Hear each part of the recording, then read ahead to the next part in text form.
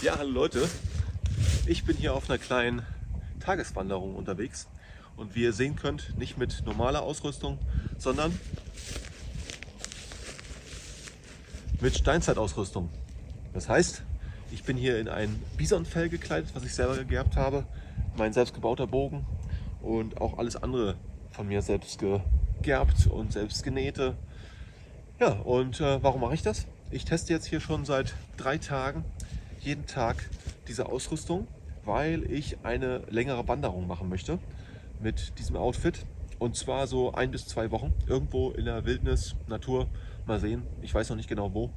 Weiß auch nicht, ob das jetzt hier in Deutschland geht oder ob ich das woanders machen werde. Ja, und der Plan ist einfach, so auf experimentell-archäologischer Ebene diese ganze Ausrüstung zu testen. Also wirklich so weit zu testen, dass sie im Alltag eben einsatzfähig ist. Weil in der Theorie kann man ja viel erzählen und ja, sich viel Wissen aneignen über andere Zeiten, andere Völker.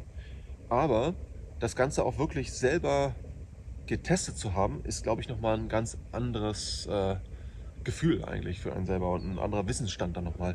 Denn es gibt viele Sachen, die man nur rausfindet, wenn man sie wirklich selber einmal gemacht hat. Und das sind so Sachen, die sind manchmal ganz banal. Wie zum Beispiel, ich habe hier Mokassins an, die ich selber genäht habe. Fellmokassins, auch so aus Bisonfell wie das jetzt hier. Also innen drin ist Fell, außen ist Leder. Und dann habe ich die Mokassins von innen nochmal mit Gras gepolstert, sodass es unglaublich gut isoliert. Ja? Aber wir haben jetzt hier Temperaturen, ja, so um die 0 bis maximal 4 Grad. Nachts auch Minusgrade von mehreren Minus, also -4, -5. Und jetzt sind meine Füße ziemlich nass. Und da es ja überall geregnet hier hat, ist auch das ganze Gras um mich herum, wenn ich überhaupt welches finde, ziemlich nass. Das heißt, ich habe jetzt hier gerade richtig Probleme, meine Füße trocken zu halten. Das ist eigentlich das einzige wirklich große Problem. Und ich habe leider noch keine Mütze. Aber das werde ich mir in Zukunft jetzt noch basteln. Einfach einen multifunktionalen, ich sag mal, Turban, Schrägstrich, Mütze und Kapuze. Da gab es aus Dachsfell, gab es tatsächlich sowas, was auf den Plains früher getragen worden ist von Jägern. Und das ist eigentlich eine ganz praktische Sache, weil du damit eben ja, bei kalten Temperaturen dich wärmen kannst, bei Regen eben den Kopf vielleicht trocken behältst und das Ganze aber auch als Turban um den Kopf wickeln kannst. Und das finde ich eigentlich ziemlich praktisch. Ja, und das fehlt mir jetzt noch. Das ist so am Kopf noch ein bisschen frisch jetzt hier. Allerdings habe ich ja einen guten Bisonfellkragen hier von dem Bisonfell. Das ist eigentlich ganz angenehm. Ja, aber für meine Tour fehlen mir natürlich auch noch andere Dinge, die ich noch klären muss. Nicht nur, dass die Mokassins, wie gesagt, nass werden. Ich habe ja da zum Glück auch Abhilfe geschafft und habe Ersatz-Mokassins dabei. Also dieser hier und auch hier am Bogenfutteral habe ich quasi 2 Ersatz-Mokassins dabei, die auch gleichzeitig hier jetzt einfach als Tasche dienen, solange ich sie nicht benutze.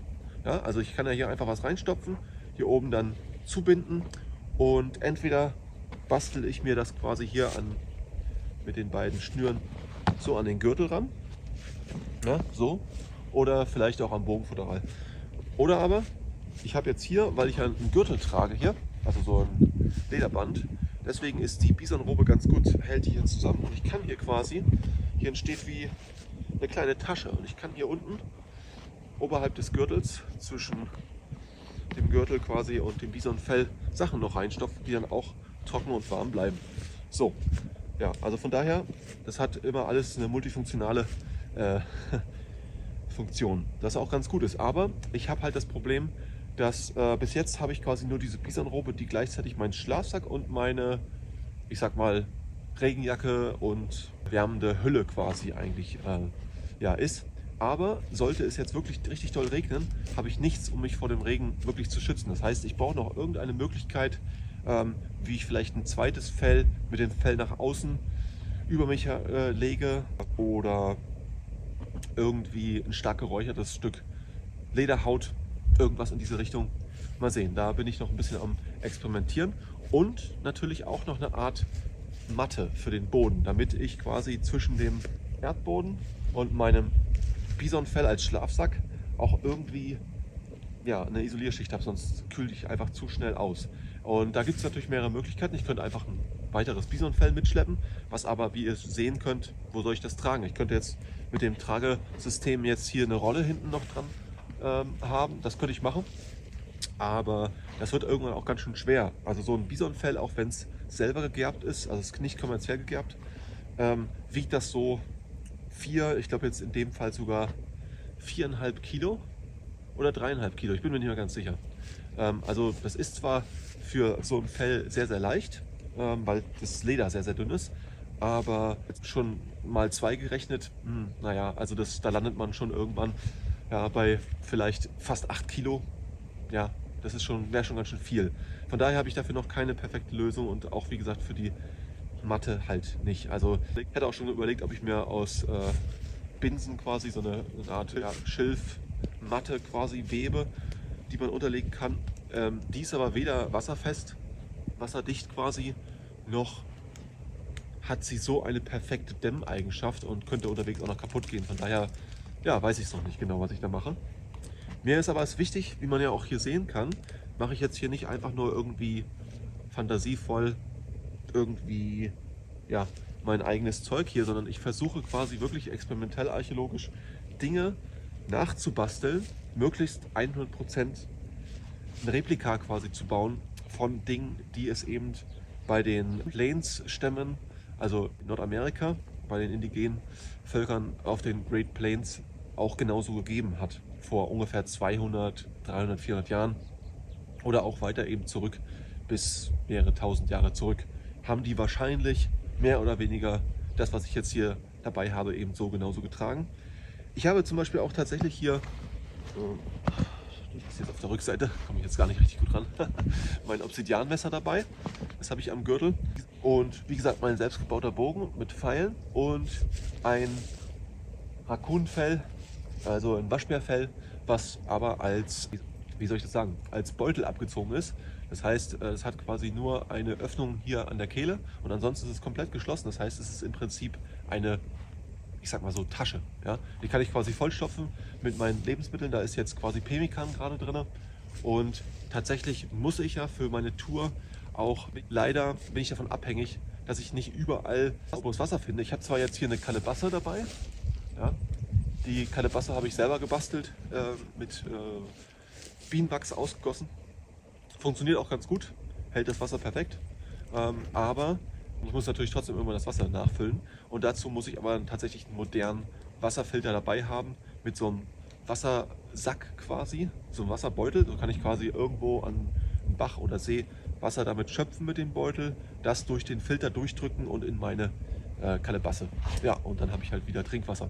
Zum Abkochen muss ich nochmal sehen, vielleicht nehme ich da tatsächlich ich habe mir aus Tongefäß quasi getöpfert und ob ich sowas vielleicht noch mitnehme, ich weiß es noch nicht genau, weil das ist natürlich sehr zerbrechlich, sehr anfällig und ja, genau, und ein Feuer brauchen wir uns dann immer machen und das dauert auch alles ein bisschen länger.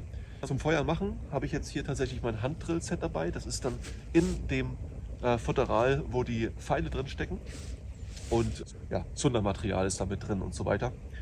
Genau, und dann habe ich noch ja, viele andere Kleinigkeiten dabei. Ich muss jetzt nicht alles aufzählen. Ich mache da nochmal ein gesondertes Video dazu.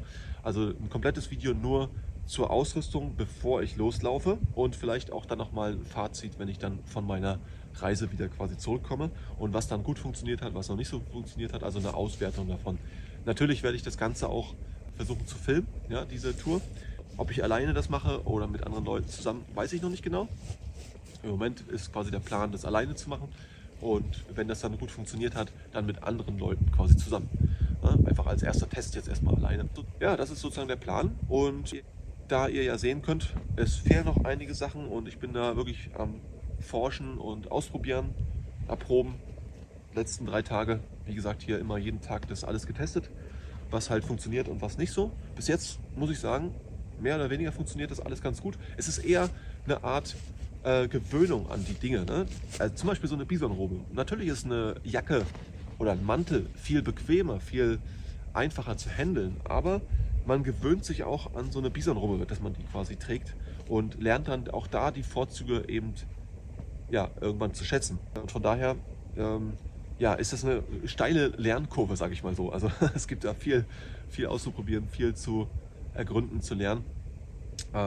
Aber wenn ihr irgendwelche Vorschläge habt, was ich an meiner Ausrüstung noch unbedingt dabei haben sollte, was ich verbessern sollte, wie auch immer, irgendwas dazu, oder auch wenn euch das Thema überhaupt gar nicht gefällt und ihr lieber die ganzen Jurten-Videos sehen wollt, da kommt definitiv auch wieder was, aber jetzt gerade mache ich halt auch ab und zu mal so ein bisschen Outdoor-Zeug, gebastele.